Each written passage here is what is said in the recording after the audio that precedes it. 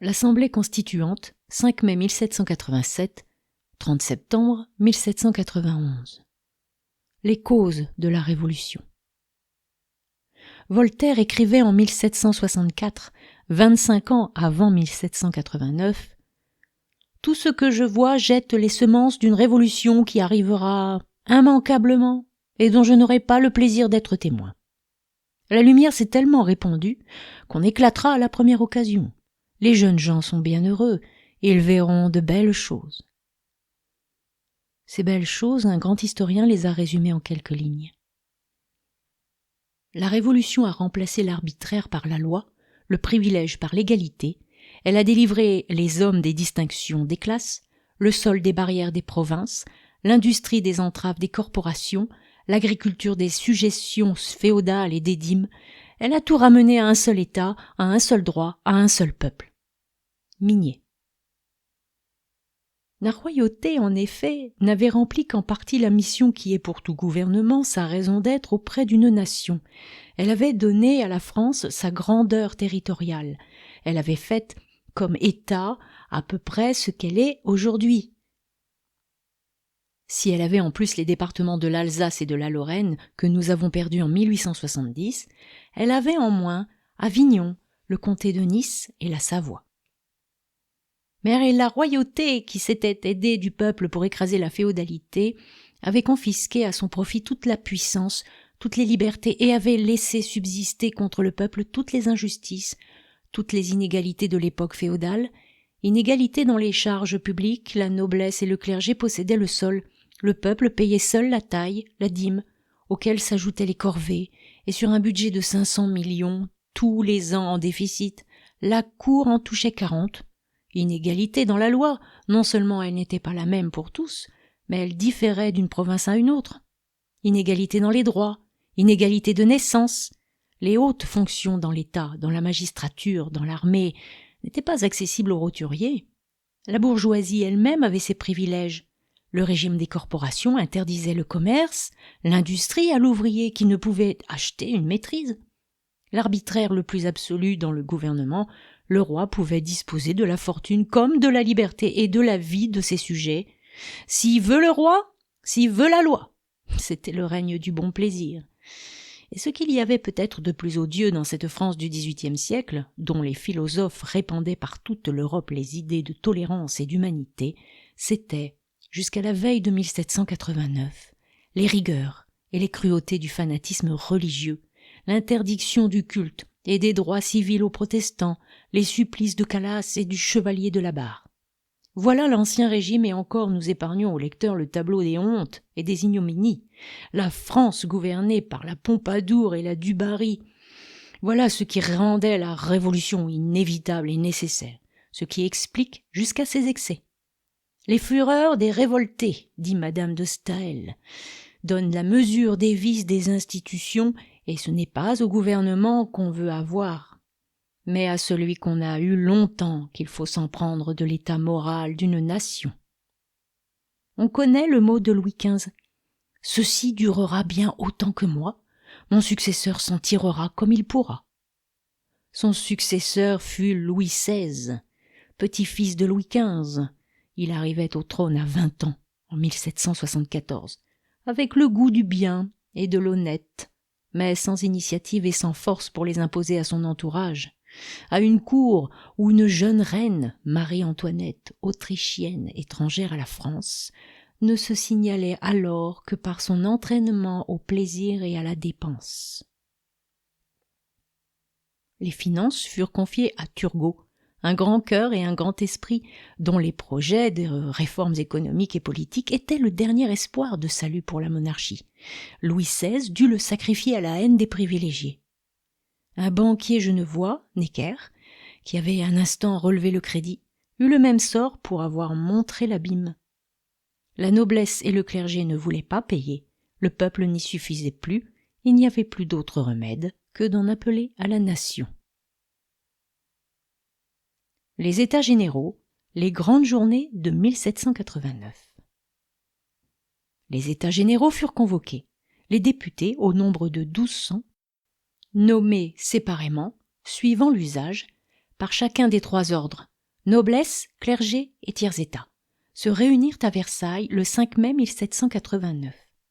C'était la première assemblée depuis celle de 1614, où l'on avait entendu la noblesse déclarer insolemment qu'elle ne voulait avoir de rapport avec le tiers-état que ceux de maître à valet. La situation était inchangée. Le tiers-état n'était pas seulement de beaucoup le plus nombreux en face de 200 000 privilégiés, il était la partie vivante de la nation par les lumières, l'intelligence et le travail. En tête d'une brochure célèbre, l'abbé Sieyès, député de Paris, avait écrit « Qu'est-ce que le tiers-état ? Rien. Que doit-il être ? Tout. » On avait dû, sous la pression de l'opinion, lui accorder une représentation double de celle de la noblesse et du clergé. Cet avantage était illusoire si, comme dans les assemblées précédentes, on votait par ordre.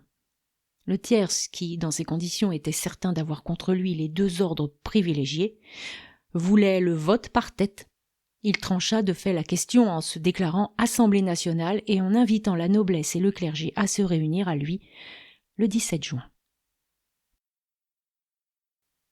La Cour aurait accepté le vote par tête dans les questions d'impôts pour faire contribuer les privilégiés. Mais donner la majorité au tiers-état dans les questions politiques, c'était pour elle le commencement de la Révolution. Le roi devait faire connaître ses volontés dans une séance royale. Sous prétexte d'aménager à cet effet la salle où se réunissait le tierce, les portes en furent fermées. Les députés se transportèrent dans la salle du jeu de paume, et là, ils jurèrent unanimement de ne pas se séparer avant d'avoir donné à la France une constitution, le 20 juin. Le 23 juin eut lieu la séance royale. Le roi, après avoir signifié ses intentions, se retire suivi de la noblesse et du clergé. Le tiers-état reste en séance. Le grand maître des cérémonies vient le sommer de se séparer. Le comte de Mirabeau, député de Provence, qui allait être le tribun de la Révolution, fameux déjà par ses écrits, mais plus encore par les désordres de sa vie, se lève et répond « Allez dire à ceux qui vous envoient que nous sommes ici par la volonté de la nation, et que nous n'en sortirons que par la force des baïonnettes. » Déjà cependant la majorité du clergé et un certain nombre de députés de la noblesse, à leur tête le duc d'Orléans, s'étaient rendus à l'appel du tiers-état. L'agitation commençait dans Paris.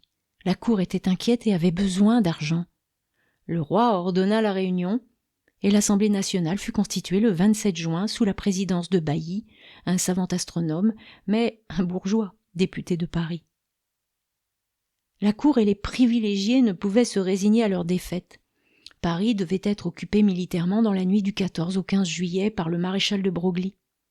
Sur la nouvelle du renvoi du ministre Necker, dont l'honnêteté et la modération ne permettaient pas d'en faire un complice, le peuple se rassemble le 12 au Palais Royal. Harangué par Camille Desmoulins, il promène en triomphe les bustes de Necker et du duc d'Orléans. Le 14 au matin, avec les fusils qu'il a enlevés aux Invalides et quelques canons manœuvrés par les gardes françaises, il se porte sur la Bastille, cette vieille forteresse qui s'élevait menaçante au milieu de Paris, symbole de l'arbitraire et du despotisme monarchique. Après un court engagement avec une centaine de Suisses et d'Invalides qui la défendaient, les portes sont forcées. La Bastille va disparaître, rasée par le peuple qui dansera sur ses ruines. Cette grande journée du 14 juillet fut malheureusement ensanglantée après la victoire par le meurtre de quelques soldats, du gouverneur de Launay, du prévôt des marchands Flesselles. Le duc de la Rochefoucauld-Liancourt apporta la nouvelle à Versailles. « C'est donc une révolte !» s'écrie Louis XVI. « Non, sire, c'est une révolution. » Paris, en effet, s'était aussitôt constitué en une municipalité avec un maire. Le premier fut Bailly et avait organisé pour sa défense une garde nationale sous le commandement du marquis de Lafayette, qui avait conquis sa popularité en combattant comme volontaire à côté de Washington dans la guerre d'Amérique. Elle prit pour cocarde les 3 couleurs, devenues les couleurs nationales. Le contre-coup du 14 juillet ne tarda pas à se manifester à Versailles. Dans l'Assemblée, le clergé et la noblesse furent entraînés eux-mêmes par l'esprit généreux de la Révolution.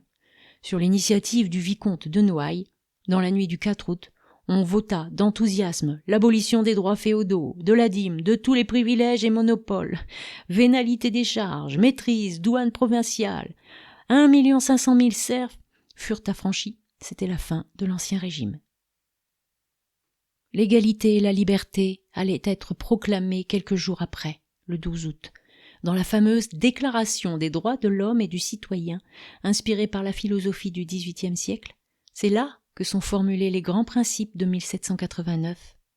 La souveraineté nationale, l'égalité devant la loi et devant l'impôt, la liberté de conscience, la liberté de la presse, l'inviolabilité de la propriété, l'admissibilité de tous les citoyens aux emplois publics.